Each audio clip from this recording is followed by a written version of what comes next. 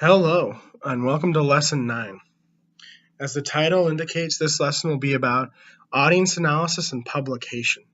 The audience analysis part is really what I'm asking you to do in the discussion board post this week, and I want to talk about that in detail. Being aware of your audience when you write, of their beliefs, their values, their expectations, and using rhetorical strategies to craft your text in a way that reaches that audience helps one be so much more successful as a writer. It's the idea of writing for readers rather than yourself that we talked about earlier in the quarter. And because you're writing a web article, you're already one step there to having an audience. If you just write the paper as if I'm the audience, or even if your classmates and me are the audience, you can do a great job, but you won't become as good at writing as you could if you imagined a wider reading audience. So what I'm challenging you to do in your discussion board post this week is, hypothetically, imagine you're writing this web article. Next week you're going to do the rough draft, or this week you're doing the rough draft. You're going to do the discussion board post a couple days before the rough draft is due, is what I was thinking when I said that. So this week you're writing a rough draft as well as doing this discussion board post. So as you do the two assignments, imagine you're writing the web article for one of these web journals, whether it's Vulture or Vox or BuzzFeed or The Atlantic or whatever it is, whichever one. That's part of it too, is identifying a web journal that you think would be a good fit for your topic, and then analyzing the audience of that web journal, thinking through how you would write your essay to that audience. Saying that in your discussion board post, and then actually doing that when you write it. Imagine you're writing it for a specific audience and for publication. You will work so much harder. You will be so much more attentive to detail. You will produce better writing. And so having like a real existing vibrant audience in mind when you write something is a huge way to help your writing. And so that's what we're going to talk about in this lesson. We'll also talk about a lot of the elements of the rough draft, since that's due too. I want to go back through the assignment, kind of recap the assignment, and explain, why we're doing it, how I'm hoping you'll do it, so that you can write a really good draft. I know the prompt is on Canvas, and I know we went through this a few lessons ago, but I think it's good to have a reminder right before you actually do the assignment. So those are the two things we're going to cover in this lesson. Before we get to all of that, I have a few announcements for you. One is that this will actually be our final lecture. I'm not going to do a lecture for Lesson 10. Lesson 10 is on reflection, and I want you in your discussion board post next week to write. Your discussion board post next week will be a brief reflection on what you've learned in the course, and reflection is a very important skill. I've assigned about 5 pages of reading from the textbook that I think do a very good job of explaining why reflection is important, but I don't need to do a lecture on reflection. And another reason there's no lecture next week is for this. I'm trying to keep your workload really light the last 2 lessons, lesson 9 and 10, since you're doing the rough draft and the final draft of your web article. During those lessons, I want you to be able to focus as much as you can on doing the web article when you spend time working on this class, and spend as little time as possible doing other things for this class so that you write a really good web article. So this lesson will be pretty short. There's no lesson next week, and the writing is really minimal. I could do a great lecture for you if you wanted on reflection, but I don't think it's absolutely necessary. Let that not undermine how important reflection is. Part of it is also that's the only new topic we have to cover. I don't want to introduce anything new to you as you're doing your final draft of the web article, and usually we need 2 or 3 subjects for a decent lecture. Peer review you'll be doing this week, or you'll be doing next week. You turn in your rough draft this week, you do peer review next week. It's the exact same format as last time. You're reviewing a different essay, obviously, but in terms of how the peer review works and functions, it's the same as last time, and that seemed to go pretty smoothly last time. So I don't have any new updates on that. Just let me know if you have any questions, I guess. Finally, I'm no longer making WordPress a requirement.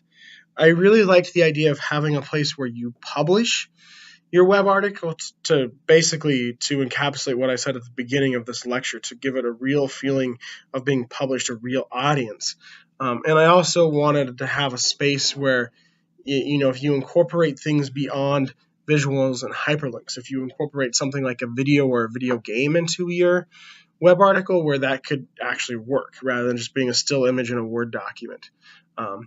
But I think it would be a lot of additional work. I think if we were a class that met face-to-face, we could kind of go through WordPress together as a class rather than me just giving you instructions through one of these lessons. And I don't want to add more to your plate. Again, I want you to just be able to focus on doing a good web article as much as possible. So you'll turn your web article in using Word. Still be sure to have the visuals and hyperlinks. We'll talk about that more later, because those are actually easy to do and show up well in Word, which is great. Word is moving right along with the future and future trends, but you no longer are required to publish your piece on WordPress anymore. All right, so let's get to it. A review of the web article. I'm basically going to go back through the requirements for the web article, kind of just give an overview again, a synopsis of it again before your rough draft is due. So remember, there's these three key parts: a framework or a lens, a concept, trend, or phenomenon, and a cultural artifact. The concept, trend, or phenomenon is the topic or issue we're writing about. So that's the central focus. The cultural artifact is what you'll spend the bulk of the paper talking about, but it is meant to be like an example, a way of making a point about this concept, trend, or phenomenon. And the framework or lens is what you use as kind of a methodology or framework to analyze these things. So they show kind of the flow here. The concept, trend, or phenomenon is at the center of the paper. That's what it's truly about. The cultural artifact, you'll probably actually spend more time talking about it, but all of that analysis of it is to illustrate your point about the concept, trend, or phenomenon. So the trend is at the center of the paper. The artifact is your focus, what you use to prove your point, and the framework or lens is just a way of looking at these two things. So I tried to show the flow with the arrow there. The framework or lens is first, even though it's not the most important thing, because it helps us look at these other things. So in terms of showing it with a diagram, everything kind of flows out of the framework or lens. The concept or trend is at the center of the paper, and then the artifact is at the end of the arrow because it is your example. So here I just kind of define them more. The framework or lens is just a method for analyzing. You don't have to talk about it in the paper. You can. You don't have to. Certainly don't say that you're using a lens. Just kind of show the reader. If you're talking about gender roles, it's clear that feminism is your lens. If you're talking about class, it's clear that Marxism is your lens. So you can just kind of talk about those things without mentioning the lens directly. And again, if you've developed a good argument, you don't have to spend too much time thinking about the lens. But the lens is your method, your way of looking at this cultural artifact. The trend or phenomenon is whatever you're writing about. If it's gender roles, that's the concept or trend. Whatever topic or issue on which you want to take a position. And then finally, the artifact. This is the thing you analyze to prove your point. So if you want to make a point about gender roles in the 21st century, you're looking at the film Wonder Woman. You'll spend your paper analyzing Wonder Woman as a means of articulating an argument about gender roles. This is just an example. But these are the three key components, and they all have this relationship. This is how they work together. I really tried. I wanted to illustrate that relationship with the arrow on the previous slide. So hopefully that makes sense. Here's a sample thesis. This is the thesis I came up with working with the Black Panther articles as an example for you. This thesis encapsulates the three things I just talked about. So I'm going to read the thesis to you, and then we'll break it down, analyze it, and see how it contains those three things we just talked about that are the three things you need to have in your paper. So, while Black Panther provides a glorious celebration of Black culture, it fails to fully explore the class tensions it presents and ultimately resorts to portraying stereotypes of class differences when the hero comes from a background of privilege and the villain a background of poverty. So let's analyze this and see how it meets the requirements for the assignment. So here we go. The framework or lens is critical race theory and a Marxism. I really have two. Ultimately, what I'm talking about is Marxism. The main focus of the paper is class differences. But I initially begin my research thinking about critical race theory. So even though Marxism is the main focus, they're both there. They're both present in the paper. The concept, trend, or phenomenon is class and race relations. With everything going on right now with Black Lives Matter, etc., I thought race would be a good topic, but I think class differences are important in any culture, especially we live in a capitalist country. And so that kind of emerged through the research process. And then obviously the artifact is Black Panther. So I'm using Black Panther to make a point about class difference. And by taking Marxism as a lens, I'm using that lens to kind of shine a light on this issue of class difference and how Black Panther deals with that issue of class difference. Making the point that in a class-based society, people who from the different classes have different privileges, and that puts them at a certain advantage. Black Panther has an advantage over Killmonger in the film because he comes from loyalty, whereas Killmonger comes from poverty. And because they're the hero and villain, those are kind of stereotypical roles. They illustrate class difference and the problems with class difference, but they don't really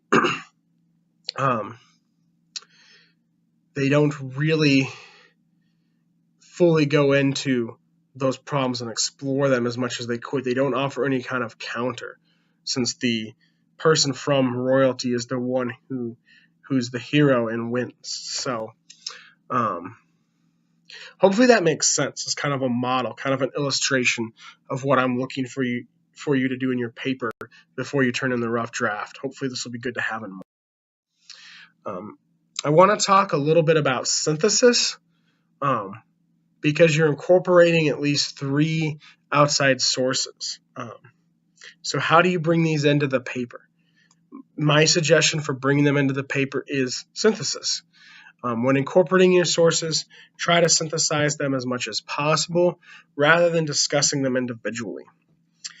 This paper in some respects is different from papers you've probably written before in that it's a web article and that it's an analysis more so than an argument. You're analyzing an artifact, you're analyzing a text like Black Panther to help you make your argument, and it's about pop culture. Those things probably, I'm guessing, set it apart from other essays you've written recently or before. However, you are still required to use research, and you are still ultimately making an argument. So in those ways, it's very similar to probably papers you've written in other classes or in high school. And one thing I see a lot in researched argument papers is, the student will have a good thesis, but then for their supporting points, they'll go through kind of point by point, paragraph by paragraph, and each point will come from a different article, and each paragraph will kind of be a summary of that article. And a student may do a very good job, but that shows a lack of creative and original thought. And I want you to be very creative. I want you to come up with a unique, original argument. And so that's why we wrote that first paper, that it had that synthesis section. Because if you do a synthesis section, rather than making a summary of your research the bulk of your paper, you very quickly summarize the research, show how you're adding something to it, then spend the bulk of your paper proving your argument. And that's what I'm hoping you can do. So to the second point here, it would be ideal to have a synthesis section.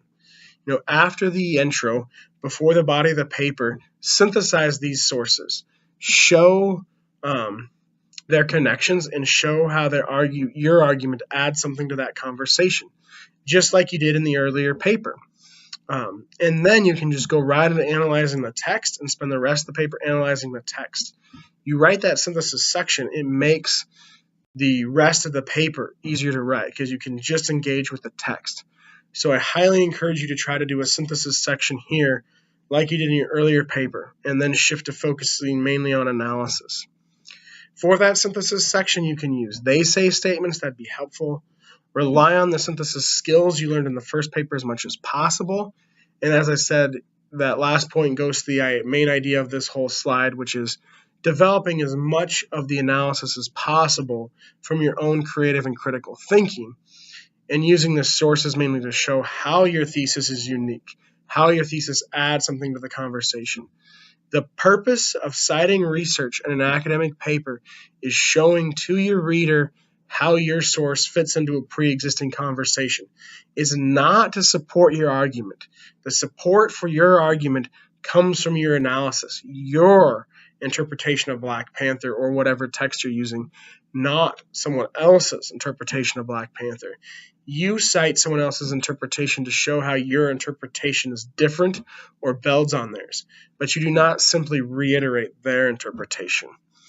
Hopefully that makes sense. This is a difficult skill to learn. I mean, it took me years to learn it. I didn't learn it until I was much farther along in my academic career. I was well into grad school when I learned this, but it's the key to good writing because it shows how your topic, your thesis is relevant. And so that's why we're working on it here. That's why I'm hoping you'll learn it in this class. It'll help you in 201, and it'll help you in all kinds of things. If you have to write a proposal at your job, how do you show to your boss that your proposal is unique and worthwhile and not just what people have done before? By synthesizing what people have done before and showing that your proposal is the next logical step. So work on synthesis in this paper when you bring the sources into it. Finally, my last point here before we transition is remember it's a web article. So there's certain things you need to do for a web article that you wouldn't do just writing a traditional essay, and I want to really remind you of these that you don't forget about them so that you don't just write a traditional essay. So you need to use visuals. Put some images, some pictures into your paper. You can also include audio, videos, or video games. Since it's a Word document, those things might not play, but you can still copy and paste those into the document. Like how the web article version of Just One More Game had an actual video game at the top you can play. Now, you don't have to use all of these. Certainly don't think you have to use all of these. Just use whichever ones are appropriate. As long as you have at least one visual in there, you'll be good to go. But like that Halloween example we saw that only had one visual, try to use more than one. If you can use a variety of these, that's great. I know this is different than what you've written before, so I'm not expecting everyone to have a high level of technological expertise and just be able to do all these things. That's not required here. Different people will be in the class will be more comfortable with this, and some will incorporate more visuals and more of these digital things than others. As long as you have some and you put an effort into bringing them into your paper, that's what I care about. I want you to learn how to do that because that's the type of writing you'll need to do in both college and the workplace in the 21st century. But again, we all have different skill and comfort levels with this, so I'm not asking you to have a ton of images in it for it to be, a super beautiful text. I'm asking you to bring in some digital things and to do your best with them. So because it's a web article, when you cite your sources, you use hyperlinks rather than kind of the traditional parentheses to cite your sources. You've seen examples of these in the web articles that you've read as examples on Canvas, but I'm also going to show you how to do this on the next slide. Still put in a works cited page. Most web articles don't have a works cited page. That's the bibliography or the references page that comes at the end of the document. But some do, some don't. Because remember, there are also scholarly web articles. A web article can be anything. It can be popular or scholarly. It's not mutually exclusive from being scholarly. So we want ours to be as scholarly as possible since we're doing them for a college class. So still put a works cited page at the end of yours. And then finally, consider elements of effective visual design. Most of the reading I asked you to do for this week, it was very short. It goes into detail with how to craft a good-looking document that has images and hyperlinks in it. Again, I'm not going to grade too harsh on this because everyone's going to have a different level of skill with it. I just want to see you make a solid attempt. And the writing is obviously the most important part. So spend the majority of your time doing a good job on the writing, but do take some time, at least a little bit of time, to trying to make, the hyperlinks and visuals work well. So do consider elements of effective visual design. Just remember they're not the most important thing with this piece. All right, so the hyperlink thing is probably weird. How do you put in hyperlinks? Some of you probably know how to do this already. Some of you probably don't. So I'll show you real quick. Here I wrote a sentence that in my hypothetical Black Panther paper could be a sentence. You want a much smaller font size. I was trying to make it easy to see. So as you can see, I've highlighted part of the sentence. That's the part of the sentence where I want to give the citation. And since it's a web article, I'm going to do a hyperlink. So I've highlighted that part of the sentence. And if you look at the top of the Word document, you'll see I'm on the Insert page. So in Word, you click Insert.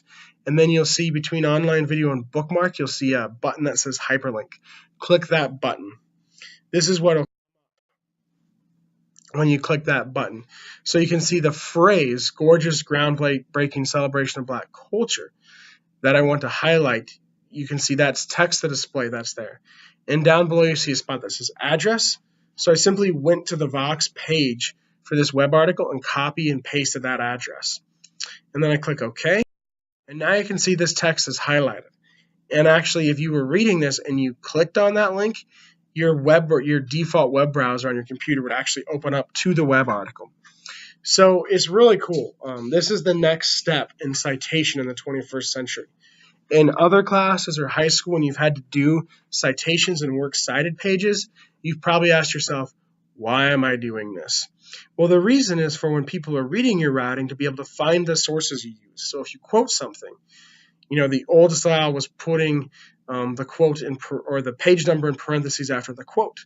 That way someone could look at the works cited page, find the source, and then go to that page in the source. Well, now you can click on the hyperlink and it takes you right to the source.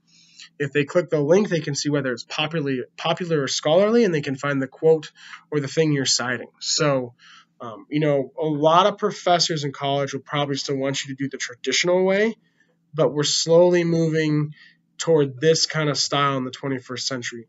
And when you go into the professional, the business world after college, when you graduate, this kind of thing is what you'll be asked to do much more often, because most of the world outside of academia is caught up to these digital trends. So it's a really cool, efficient way to cite your sources. And because in this class we're striving to go digital and do more up-to-date, more things that are the future of writing, this is the future of writing citations, and you can see the practicality of it in relation to the impetus behind giving citations to make your sources available for the reader. So hopefully those steps were clear. You can also highlight the part of writing and right-click and click hyperlink, and it'll bring you to the same page or same box where you can insert the link. It's another way of doing it, but I wasn't able to screenshot that. So hopefully this is helpful, but of course, email me if you have any questions. All right, so that was the web article. That's, everything, I'm expecting you to do. So please email me if you have any questions, but I'm looking forward to reading them. I think they'll be very interesting.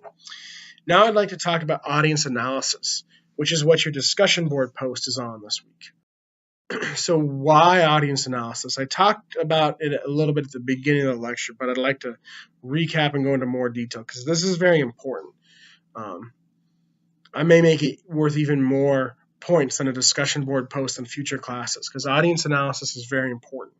But why is it important, you ask? Well, I said before, the most effective type of writing is to write for readers other than ourselves. When we write, we get into our own head, and it's hard to know what we need to say to make our ideas clear to others because they're automatically clear to us. So whatever we can do to make our ideas clear to others, we should do when we write. That'll help us. And so one of the best ways to do that is to imagine your audience and think about your audience when you're writing. It raises the stakes. I write lots of things every day for work, but I also write articles that I try to get published. I send them off to journals and I say, please publish this. It's part of my job. And I definitely take a different, more serious approach to my writing when I'm writing something I'm going to send off for publication. So I'd like you to have those kind of stakes when you write, because you'll do even better. Now, you don't have to send this off to publication, but I want you to imagine that you are as you're writing it, and reflect on what that would be like first in your discussion board post, because I think you'll write a much better essay if you pretend you're going to try to publish it. It raises the stakes. It helps us think about who is reading what we write. How often do you ask that question when you're writing something? We write all the time. We write text messages, we write emails, we write social media posts, we write for class. But how often do you say, my friend Emily is going to be reading this. What will she think? How often do you do that when you send a text message? So I'm hoping practicing this skill in the discussion board post and as you write that paper will cause a sort of reflexive bone in your body to kick into gear and say, from now on, when I write anything, I'm going to think about who is reading it, what they care about, what they value, what my goal is in writing it, and how I can build a bridge between my goal and their values so that I present a very effective text, whether that's a text message or email, blog or social media post, whatever it is. The key to doing a good job is knowing your purpose, knowing your audience's expectations, and finding a way to make a connection between those two things. And so I'm asking you for this assignment to pick an audience and to write your paper with that audience in mind, because I think you'll write a very good paper and learn a skill that will help you with communication in all facets of your life. All right, so that's why we're doing audience analysis. Now, how do we do audience analysis? And some of these instructions are in your discussion board post, but I thought it would, or on the page that asks you to do your discussion board post. But I thought it'd be good to spend a few minutes here talking about them and what they are. So pick an online journal. I gave you, I think, about 6 examples in lesson 6 when we started this assignment. You can use any online journal you want, as long as it's appropriate. Hopefully there's already some of these you read on your own, and most people read online journals today. It can be really any online journal. So pick one and think about it rhetorically. Think about what you're writing about, your subject and your artifact, and why would this journal be a good place to publish? So think about that and then pick a journal. That's the first step. Read their mission statement. There's usually a button on the webpage that says about or something like that, and they'll usually have a short, 2 to 3 sentence blurb explaining who they are and what they care about. And again, ideally you've read this journal. Maybe it's one you're already interested in, or you're interested in it because it's related to your subject matter. So hopefully you have some idea of what this journal is like, and you can use that to analyze it. This is analyzing the place of publication and the people who read that publication to gain an understanding of the audience. So who is the audience? Think about age, gender, race, level of education. Who are the people reading this? What are they like? And you use that last question as a means to answer the question of what do they believe and value? What are their expectations? So who are these people? What do they believe and value? What do they care about? Come up with kind of a set of criteria, things they expect to see in your writing, because then you can do those things in your writing and reach that audience. That's the whole goal of writing, is achieving a purpose by reaching an audience. To do that, we have to know who that audience is, what they expect, so we can develop a set of criteria, and then we can meet those criteria when we write. So what rhetorical strategies should I use when writing my text to reach this audience? So once you know their expectations, you have a set of criteria. They're looking for this, and this, X, Y, and Z. You can now say, I'm going to do this, and this. Pairing rhetorical strategies with their expectations so that you meet their expectations and succeed in your purpose. That's how one does great writing. So I'm going to show you an example now. And I've already said this, but imagine you're actually submitting your article to this journal for publication. You'll end up writing a better article if you believe you're going to publish it. Now, you don't actually have to send it to the journal. I'm not going to require you to do that. I don't think that'd be fair. But if you imagine that you're doing this, you'll write a better article because the stakes will be higher, as I've already said. Right. So here's an example of audience. Obviously, I'm going to do it for my Black Panther. I've chosen Vulture, which is where we found that Halloween example earlier in the quarter. For my article, because Vulture is all about entertainment and pop culture, but also kind of taking a more critical or deeper beyond the surface level look at pop culture, which is exactly what I'm aiming to do in my Black Panther article. So it seems like a perfect fit. And I've looked at two things here to try to help me understand the audience, try to help me understand who the people are that read Vulture and what they care about. So Vulture, when you go to their webpage, it says devouring culture, which is where the title comes from. The vulture is a bird, right? You get the reference. Why call a journal about pop culture that? Because their basic premise is devouring culture, consuming it.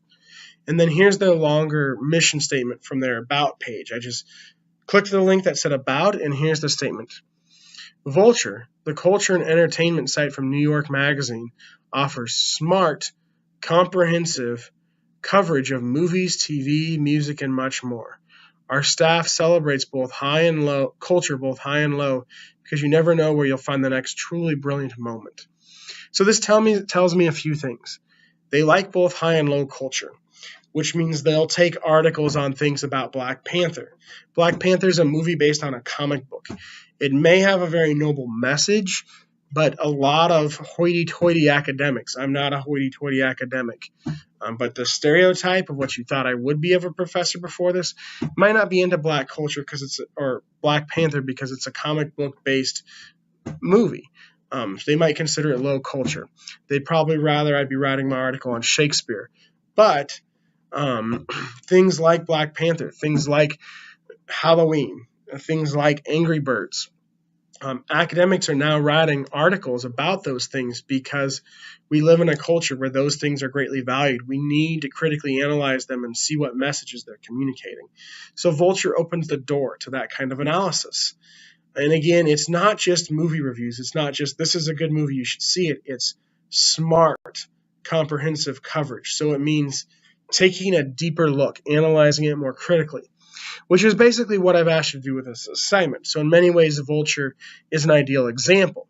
I'm making my task of giving you an example easy here. And so you can certainly pick Vulture or BuzzFeed or Vox or Flickering Myth or one of the ones that's very similar to Vulture. But you can also pick a completely different one. This is up to you. I really am excited about this assignment because I think it offers you the opportunity to do something creative and unique, and I'm really looking forward to reading your assignments for that reason. So pick any online journal you want as long as it's appropriate, because you've got to pick the one that's a good fit for what you're doing, and I'm hoping you're doing something very unique and fun. So here I'll kind of break down, this is my audience analysis. This is the type of thing I'm looking to see in your discussion board post this week. So I'm assuming it's young to middle-aged adults of all races and genders who have some education beyond high school. A lot of older people probably aren't reading Vulture is my assumption because it's online. It's into that low culture or popular culture. So there's probably a lot of middle-aged people and especially younger people reading it, but not a lot of older people is my guess.